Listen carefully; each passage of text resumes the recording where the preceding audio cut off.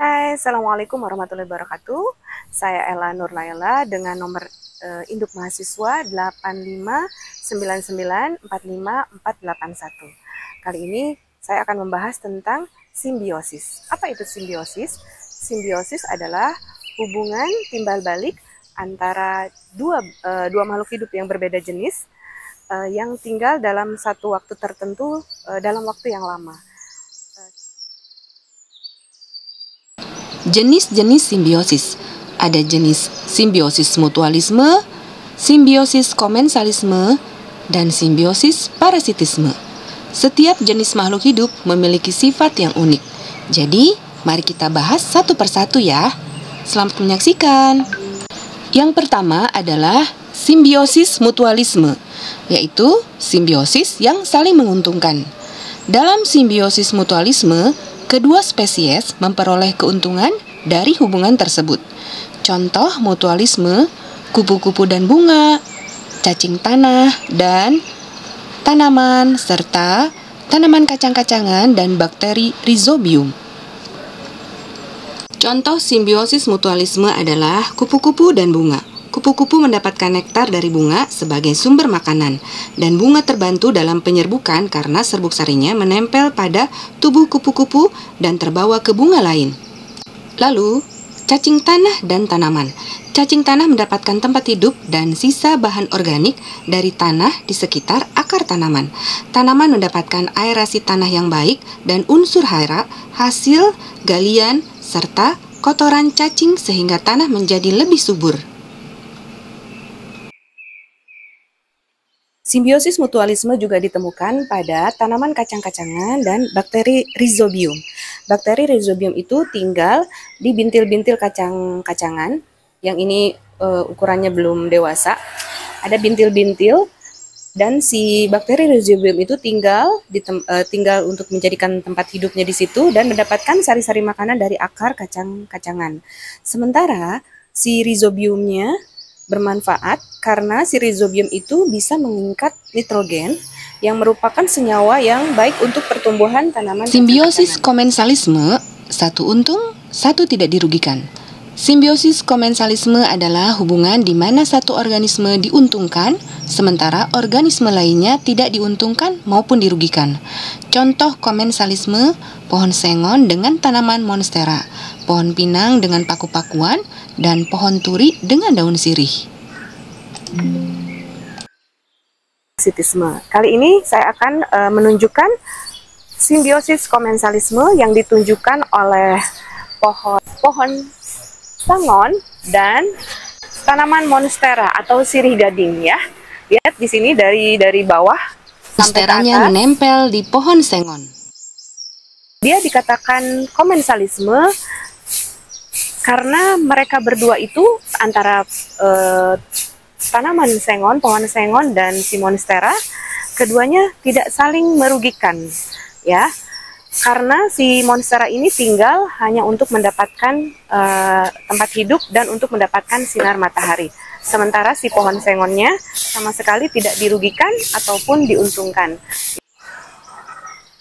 Oke, satu lagi, ini adalah tanaman paku-pakuan, tanaman epifit, yaitu tanaman yang merambat dan tanaman yang dia menempati pohon palem ini untuk tempat tinggalnya.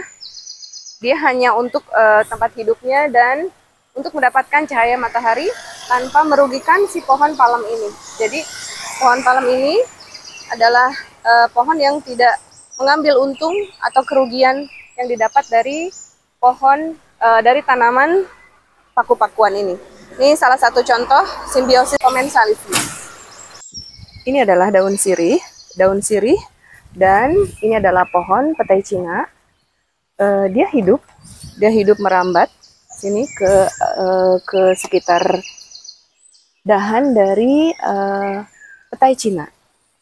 Hubungan ini disebut dengan Komensalisme. Ya. Jadi keduanya tidak ada yang merasa dirugikan atau diuntungkan. Si daun sirih ini hidup untuk menumpang hidup dan untuk mendapatkan sinar matahari sampai dia nanti tumbuh ke atas, tapi sama sekali tidak merugikan inangnya.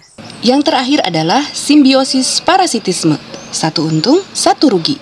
Simbiosis parasitisme adalah hubungan di mana satu makhluk hidup diuntungkan, sementara organisme lainnya dirugikan. Contohnya, lidah mertua dan kutu putih, ulat dan jambu air, atau kucing dan kutu kucing.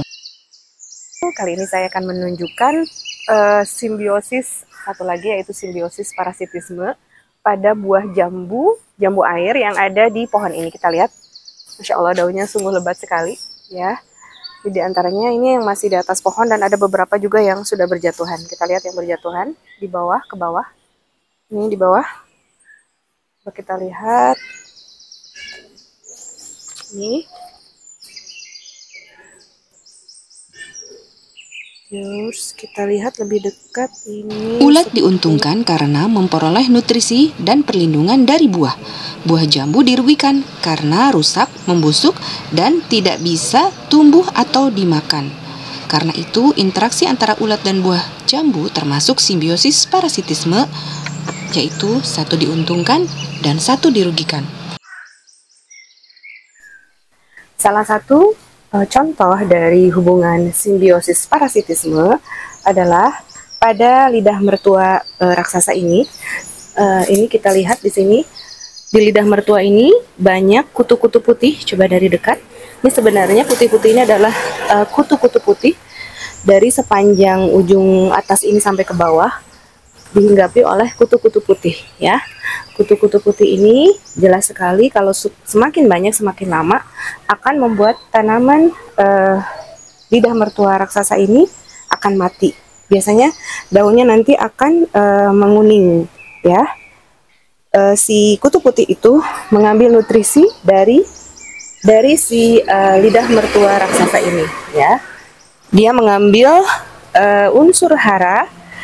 Dia juga mengganggu pertumbuhan, dia hidup atau mengambil nutrisi dari inangnya, sehingga si tanaman tersebut menderita penyakit.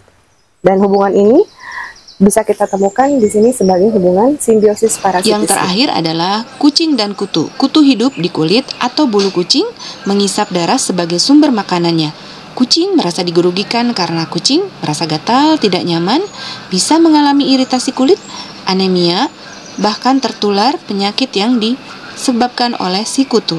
Kutu diuntungkan karena mendapat tempat hidup yang hangat dan sumber makanan dari kucing.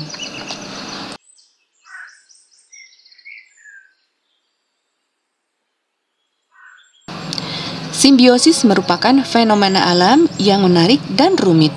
Dengan mempelajari simbiosis, kita dapat lebih menghargai keanekaragaman hayati dan fungsi penting setiap makhluk hidup dalam ekosistem.